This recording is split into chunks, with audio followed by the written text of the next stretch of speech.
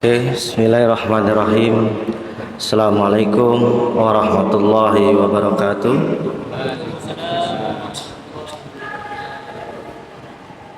Asyhadu an la ilaha illallah rabbi radli sadri wa yassir li amri wahlul 'uqdatam min lisani yafqahu qawli. Jamaah salat duhur yang dirahmati oleh Allah, siang hari ini saya diberi kesempatan oleh takmir untuk memberikan materi kultum zuhur, insyaallah tidak lebih dari 10 menit. Ini terkait dengan relasi akhlak dan bahasa.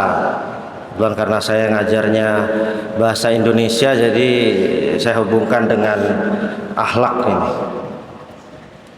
Pertama, akhlak itu dalam Kamus Besar Bahasa Indonesia itu diartikan sebagai budi pekerti yang terwujud dalam kelakuan, ya. Makanya kenapa kok sekarang BUMN sama PNS itu logonya atau apanya itu akhlak gitu ya, Pak. Jadi ada akhlak itu apa panjangannya saya tidak hafal itu karena saya bukan pegawai BUMN tapi pegawai Unisa, Pak. Jadi artinya akhlak itu mencakup keseluruhan tingkah laku lini kehidupan manusia termasuk di dalamnya moral dan etika. Nah, itu ada akhlak situ. Ini saya berharap nanti mahasiswa baru bisa paham ini. Tingkah laku yang memuat moral etika yang baik terwujud melalui tutur bahasa yang baik pula. Nah, di poin inilah akhlak dan bahasa bertemu pada satu titik yang menarik. Nah, jadi akhlak dan bahasa. Yang pertama, ini relasi akhlak dan bahasa terhadap hubungan kita kepada Allah. Ya, hablum minallah. Nah, jadi dalam relasi akhlak kepada Allah, ya, yang berupa manifestasi bahasa ini, Allah memuji Allah melalui kalimat yang terbaik.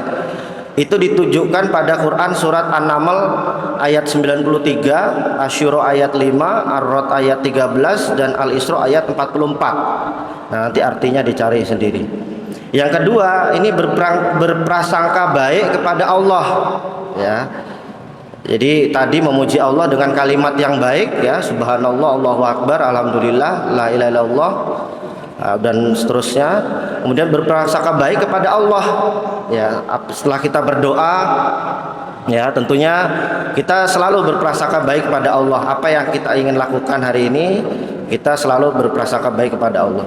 Kemudian berdoa kepada Allah dengan kalimat yang baik. Kalau kita kalimatnya tidak baik, bahasanya yang kita sampaikan kepada Allah, ya Allah nggak tahu maksud kita apa, keinginan kita apa gitu ya. Ya, dengan bahasa Indonesia tidak apa-apa gitu, karena Allah mengerti semua bahasa gitu ya. Ya Allah yang menciptakan kita soalnya gitu ya. Nah, jadi itu dalam Quran surat Al-Ghafir ayat 60, berdoa kepada Allah dengan bahasa yang baik. Kemudian hubungan sesama makhluk, hablum minan nas. Ya, dalam Quran surat Al-Baqarah ayat 26:3 ini berbunyi, perkataan yang baik dan pemberian maaf lebih baik daripada sedekah yang disertai dengan sesuatu yang menyakitkan perasaan si penerima. Nah, jadi pada ayat tersebut penggunaan bahasa yang baik dalam berkata-kata, dalam memberi maaf memiliki kedudukan yang derajatnya lebih tinggi dibandingkan dengan ibadah yang lain gitu. Ya.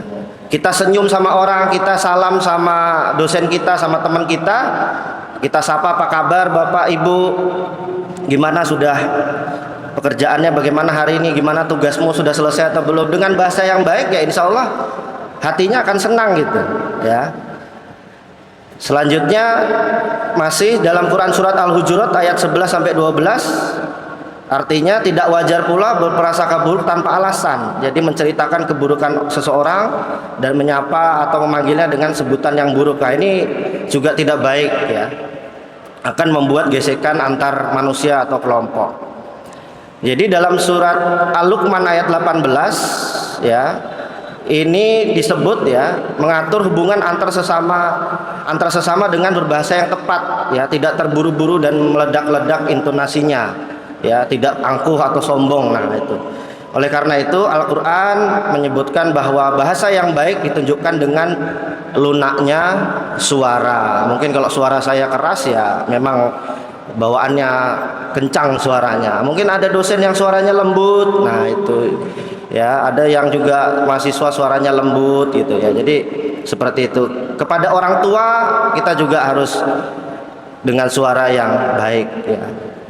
Kemudian yang terakhir, hubungan dengan lingkungan ya, dengan lingkungan. Jadi dalam Quran surat Ar-Rum ayat 41, ayat artinya telah tampak kerusakan di daratan dan di laut disebabkan perbuatan tangan manusia, supaya Allah merasakan kepada mereka sebagian dari akibat perbuatan mereka agar mereka kembali ke jalan yang benar. Nah, di Indonesia ini sudah banyak kegiatan-kegiatan yang mencintai lingkungan.